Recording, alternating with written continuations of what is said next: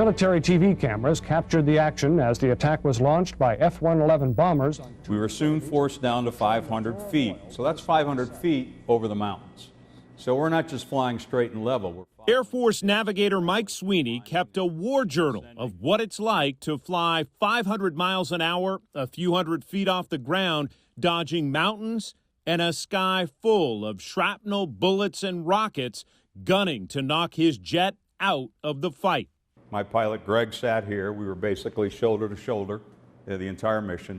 You're literally flying 200 to 300 feet off the ground. The ground. Right, through the mountains. We have terrain following radars that will actually maintain that altitude for us.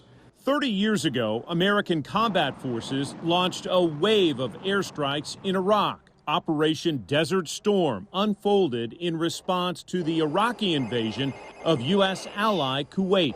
You had to radar navigate, and you're the one that had to, put the crosshairs on the target, and the pilot just would follow your direction. Mike Sweeney slipped into the navigator seat of an F-111 fighter on day 3 of the air campaign, preparing to guide a bombing run by instruments at night. The whole idea behind the F-111 was that its speed and its ability to go low would keep it safe, and nickname was Whispering Death, and that saved us quite a bit during that first night, I can tell you. Dubbed the video game war because of the battlefield highlight reels broadcast to millions after successful missions, what the black and white proof of that superiority in the sky failed to show was the very real risk to American aviators. The mission was to hit a hydroelectric facility north of Mosul in northwestern Iraq. And so your mission was not to blow up the dam, but to blow up the power plant that was getting energy from that hydro. Right. The target lay on the backside of a large plateau.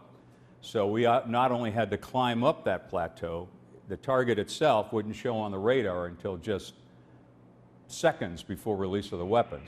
His first combat mission from an airbase in Turkey to the target in northern Iraq was supposed to be an easy run, but the easy part ended abruptly, not long after crossing into enemy terrain. We rolled in, and just the valley lit up around us. And we found out later we were over a motorized rifle division, which has surface-to-air missile systems, handheld surface-to-air SAMs, some automatic AAA guns that are 2,000 rounds a minute. We were jinking all over the sky. I'm yelling Greg to go to the left. He's telling me he's coming to the right. And all the while, he's moving an airplane. What you're trying to do is create problems. And it was like the 4th of July. We were both just amazed. And as you can imagine, we were concerned. So a lot of it was just thrown up in your direction and hope that it would lock on or, you'd run into it. After evading that surprise burst of fire, his war journal shows the navigator and pilot caught their breath in a moment of calm above a darkened desert. It was just the stars and us. Off to the south, we could see explosions and anti-aircraft fire, where we figured our sister squadron, the 79th, was hitting the airfield. It was really surreal under the starlit sky skimming over the desert.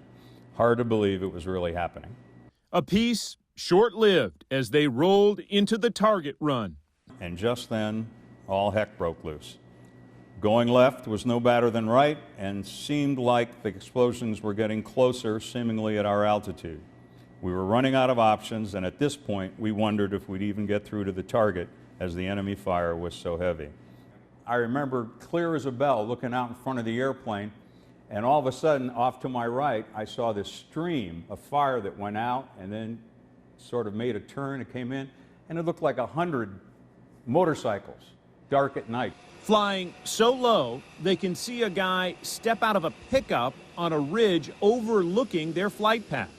And we could see him clear as day. I mean, dome light come on, and we saw him, and boom. So I can only imagine what this guy must have thought. The middle of the night, and the next thing he knows, his world gets rocked by this airplane going by at 600 miles an hour. Right height, right speed, the target comes into view, and the pair cut loose a dozen 500-pound bombs. And then all of a sudden, boom, we see the red and the yellow glare from the explosions, and it just shoots down the left side of the wall of the dam, and then firing breaks out all over again. and all of a sudden I'm thrown into the center of the cockpit because Greg had violently pulled the airplane over to the right side. They dodge and weave through another storm of enemy fire before reaching what they thought was safe airspace, only to run right over another motorized Iraqi rifle division. So we said, man, I could see the 3 guys shooting it. You're that close. That close. Yeah, we're still at 300, 200 feet, depending on, what Greg's able to do as he's maneuvering the airplane. Basically, we're doing the same thing like we were doing fighting to get to the target. Now we're fighting to get home.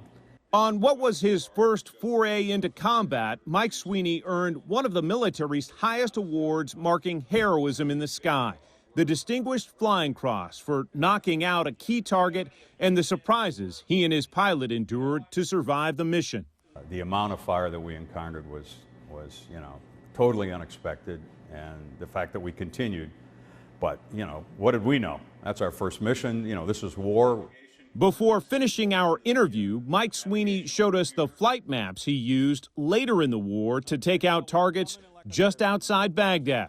We were using the large lake here as part of our navigation. He would receive a second Distinguished Flying Cross for that mission. But those aerial heroics are a story for another day. Reading all those history books when I was growing up as a kid, I always wondered, do I have what it takes? Can I do that? Can I be the guy that doesn't get scared and run away? And so I was eager to prove myself, scared to death at the same time.